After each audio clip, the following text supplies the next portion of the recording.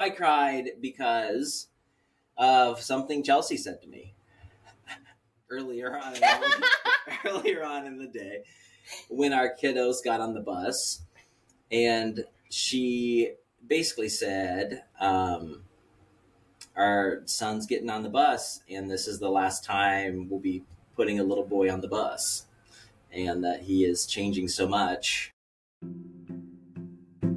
You're listening to the Better Relationships After Baby podcast, where we believe your relationship can be better than ever after having a baby. But it does take tools, insights, and support to help you get there. I'm Chelsea. Join me and my husband, Mike, as we have honest conversations, provide valuable tips you can apply today, and root for you to have your best relationship ever. It's not only good for you and your family, it's good for the whole world around us. Now let's get into today's episode. I have to tell you a secret. What? The other day we stayed at friends. Oh, we should record. Yeah, we are. Okay. Oh, the other day we stayed at friends' house. A friend's house. But it was multiple friends. Yes. So friends is the house of friends. With other friends. We had we slept at a place with other people. Yeah. All right. So anyway, I woke up. Not in a weird way. Oh yeah, we had our own separate sleeping spaces. I woke up and I felt tired, right? Obviously, but I was self-conscious about my face looking as tired as it does. Yeah. Because when I first wake up, I literally feel like I look like I'm 60. Okay. Oh my God. And so I remember hearing about they would make this caffeinated body wash. And I was like, I wonder what it's like to have caffeine on your face. Would that perk it up? Did you go get grounds out of their coffee maker? No. I thought that's what you were just coming to confess. No, I have those little caffeine capsules that I put them with the L-theanine to make that, Yeah, sure. drink. All right, so I had those, and I just took a little capsule and I rubbed it on my fingers and I rubbed it on my face. Yeah. And literally my face felt like it woke up. I was like, wow. Oh. Yeah, and I looked in the mirror and I'm like, wow, I actually look like I'm awake. Okay, so if anybody listening owns a coffee morning face scrub, Mike is your new spokesperson. That's perfect. That Use would coffee be grounds. your perfect partnership. Okay. But would it stain your skin though? I don't think so. Not the right kind. Not the kinds we would promote. Very nice. Thanks. Along with pouring your coffee capsule on your face because you were self-conscious. You also cried this week. Do you want me to talk about that? Yeah. Oh, cool. Are you ready to? Yeah. Will you? Okay. Yes, I'm ready. I just don't know where to start. Before you do, you show the people who are watching, because what am I showing them? Your tea. Oh. Everyone, please look at Mike Skaggs' tea. It's so, I want to say complicated. Are you giving it to me? Sure. Okay, I'll taste it. It's complicated, right? But complicated, at least coming out of my mouth, seems like an insulting word, I think. Okay. If I was like, this looks so complicated. Do you mean it, in a negative way or a positive I don't way? right now, so that's why I want another word. But usually when I would use the word complicated, I think I would have a negative connotation or a judgy connotation. Yeah, so this looks, what is that word? Intricate. Yeah, there you go. All right, so I cried. There were many tears. It was I think the correct terminology would be it was an ugly cry. I don't know what the different cries are. There's probably a spectrum of cries. Yeah. Right? It wasn't Someone please make that graphic and send it to us, the spectrum of cries. Yeah, that sounds awesome. I don't know what's at the end. I think it's just It's just you don't know if they're convulsing to their death or yeah, no, just so many feelings. Yeah, I don't need to spend any more time doing that. So I cried because of something Chelsea said to me earlier on earlier on in the day when our kiddos got on the bus, and she basically said, our son's getting on the bus, and this is the last time we'll be putting a little boy on the bus, and that he is changing so much, and now he's going in to fourth grade, and he's just in that time period. He's going to make friends in a whole new way, and he's going to begin to explore his interests. Like, he'll start to really figure out if he loves science or math or reading. Hopefully he's not, we'll never be able to put that little boy on a bus again. Yeah. And so I've thought about this before, and I also have, I think, what would be more of a tougher response, if that word works right here. But basically, just the acknowledgement that your kids grow up to go out into the world, and we always want to have relationships with our loved ones. So I think just that thought, of him being a bigger boy, I never thought I would be upset about it, because I had in my mind that, don't be attached to any stage of life, because each new stage is, if you're attached to an old stage, the new stage won't have all of you in it. Yeah, you waste part of that stage trying to go back and live in another. Yeah, just like that, exactly like that. And so just to think of, instead of setting yourself up to think, I want to have, this child with me all the days of my life, which is kind of what you feel like sometimes, to recognize that you're raising them to launch them out into the world to live their best life. And hopefully they come back for more than just the holidays. But at the same time, it's their life. You're releasing them to live their own life completely. So I just wanted to make sure, I think, going into parenthood, that I wouldn't be too attached. I would be able to really get behind my kids, be present for every stage of their life, and kind of just love and accept them as they are, where they are, who they are, at every stage. And so she said that to me, and just out of the blue, it hit me. And this time it wasn't just like it registered cognitively, like it landed square in my chest. It was just like, oh my God, that boy is gone. I'm crying right now. But I was sad for two reasons, neither of which I expected. I didn't expect to have to cry through any season, because I would be celebrating the new ones. But at the same time, I think the natural process of grief, although that's sort of like a mini grief, a micro grief, and, it's just like, obviously, our son is still alive, so it's not like grieving someone completely, but an aspect of them is gone. And grieving that aspect, I think, is just natural. Hey friend, if you have little ones at home or on the way, you need more than just parenting tips and stroller recommendations. You need support that actually strengthens your relationship, protects your peace, and helps you feel like a team. That's exactly what we do at Postpartum Together. Through coaching, workshops, and VIP couples weekends designed to meet you right where you are. If you're ready to stop just surviving and start building something stronger together, book a free call with us using the link in the show notes. We'll have a real conversation, get to know what's going on behind closed doors, and explore what's possible for you two. Because you deserve a relationship that's not just holding on, but growing deeper, steadier, and more connected than ever. And we can help you get there.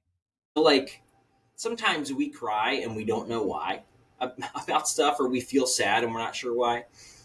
But I feel like grief is a is an experience that maybe doesn't get recognized as much. It's okay to be sad about losing something. And, you know, I think I was sad for 10 minutes and then shifted gears. So staying sad obviously is not the answer either. So you have 30 minutes to be sad, okay? And then we'll be done. But the other thing that really got me was, I need to take a drink of this tea for this.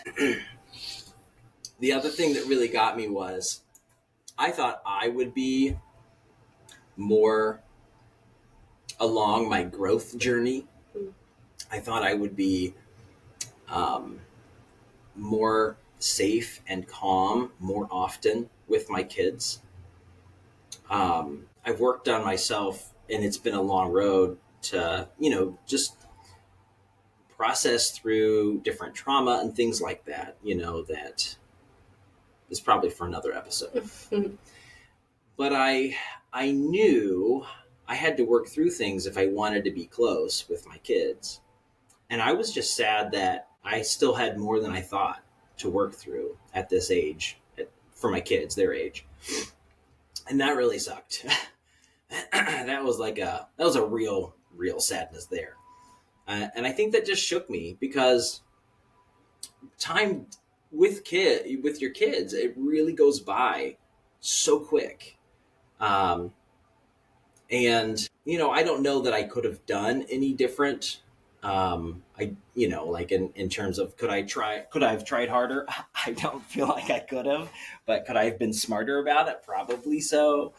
But I was just sad to not have been as present to my kids as a dad. I just wanted to be a lot more present than, looking back, I actually was. And I think about people that on their deathbed, this is like across every scale, it's anywhere you look. When people die, they say the only thing they would change is that they would have spent more time with their loved ones. And that is across the board.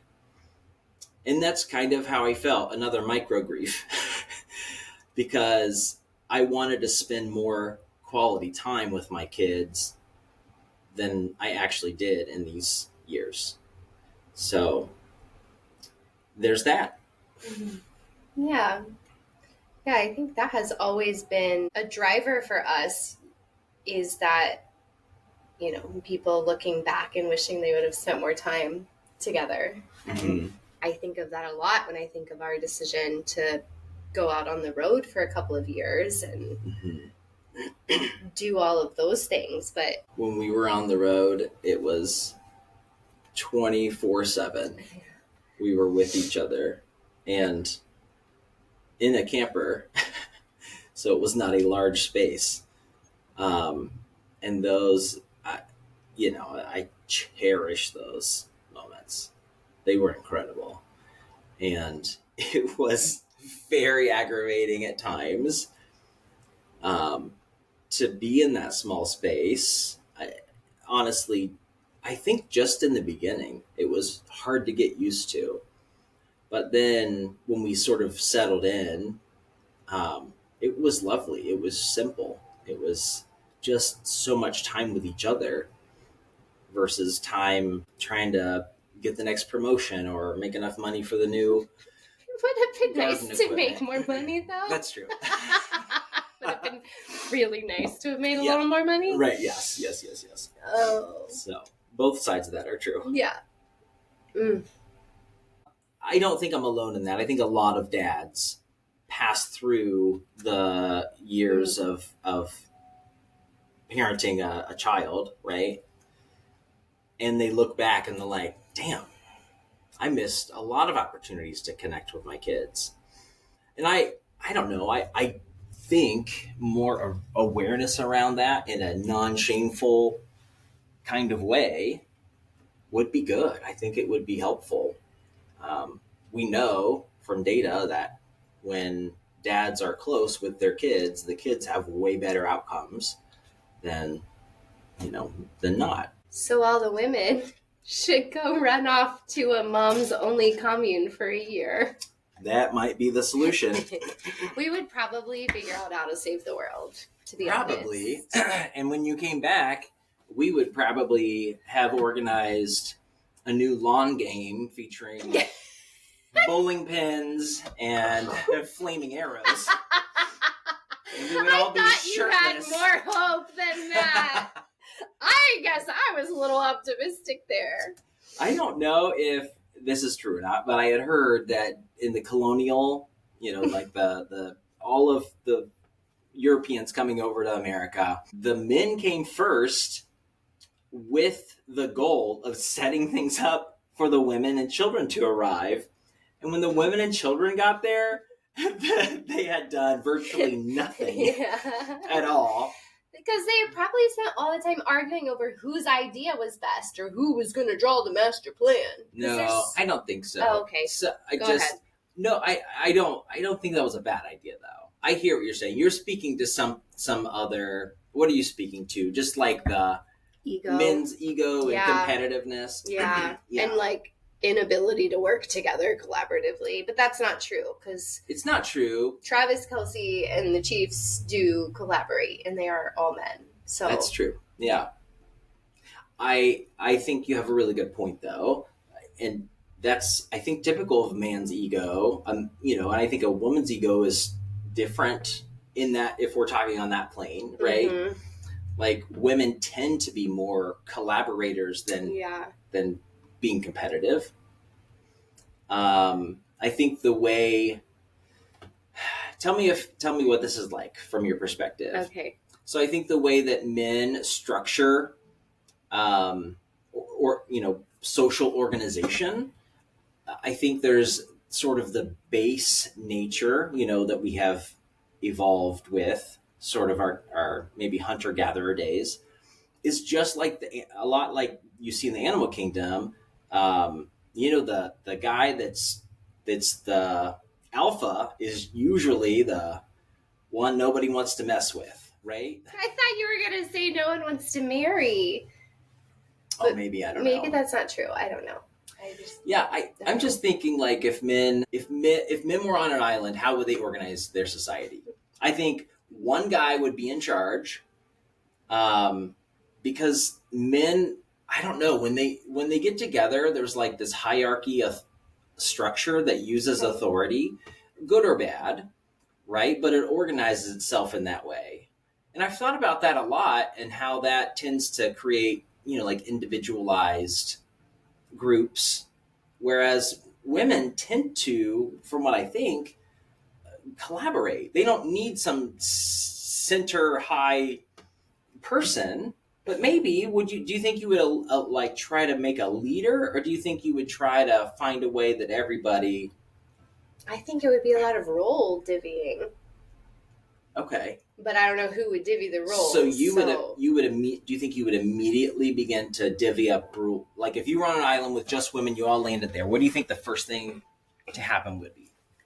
I think it would be like, here's a list of all the shit that needs done for us to survive tonight. Uh-huh. But it probably is somebody stepping up Yeah. and saying, you go gather the coconuts, Uh-huh. you shovel the sand pits, you So build a water filter. So. I see that. Like it does. Somebody with initiative usually would lead. So there would be like a leader. Yeah, right? I guess. Yeah. I do feel like there's a difference. Maybe I'm wrong. But yes. With men, it's more of an aggression.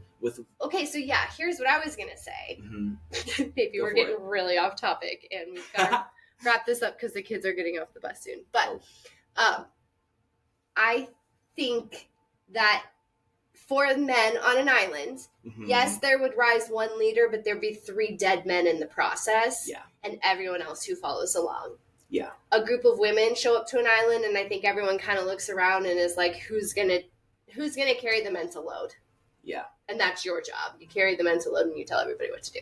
Yeah. That's amazing. That's how I felt like you would, say it. That's kind of what I vibe with that. I didn't know how you were going to say it that way, but now that you've said it, I'm like, yes, that's what I was feeling it would be like. Yeah, cool. That's so interesting.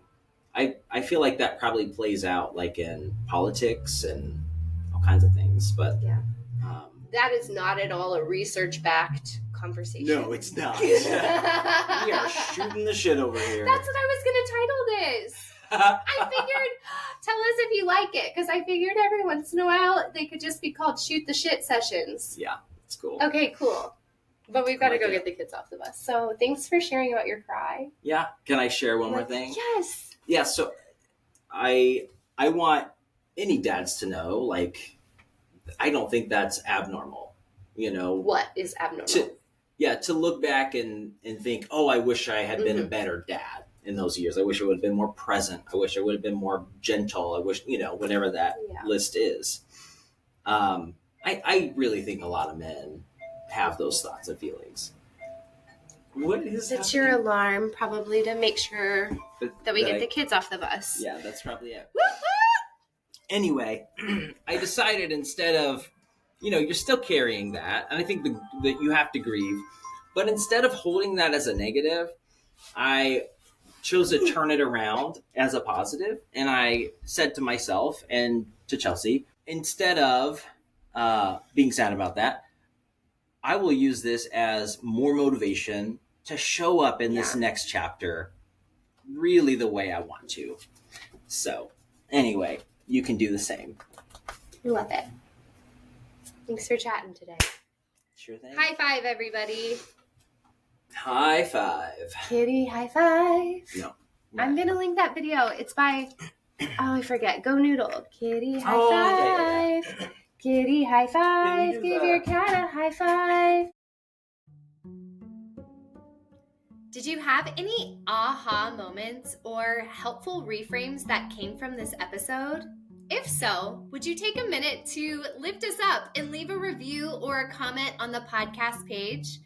It's hard for me to ask this, but I know it's so helpful for us as we reach more and more families and make the world a better place, starting in our own homes. So again, if something stuck out to you, if you are sending this to your partner so that you can have a conversation, or if there was a helpful tip you're going to employ in your own life, take a moment, leave a review, and let's keep the conversation going.